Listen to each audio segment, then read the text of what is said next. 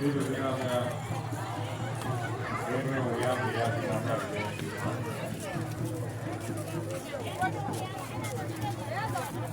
ာပဲ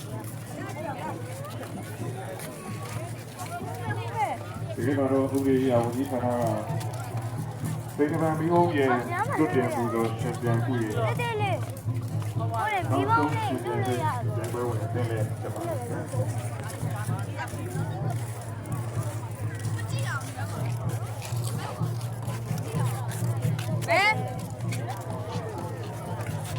ဘယ်ထိတိုးရတော့အဲ့နာလူများနေရဟာယူနေရဟုတ်တယ်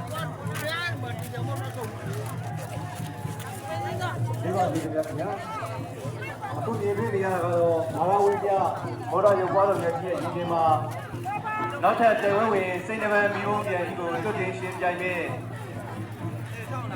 ဥပဒေရေးရာဝန်ကြီးဌာနကိုစားပြုစိတ်နှံမီးဘုံပြန်ဒီကိုလွတ်တင်မဲ့အဖွဲ့လူတွေသားများအားလုံးဝင်းအတွင်းကိုဝင်ရောက်နေရာယူနေတဲ့ညီဝဲတွေဖြစ်ပါတယ်ခင်ဗျာနောက်ထပ်စိတ်နှံမီးဘုံပြန်ဒီကောင်းကင်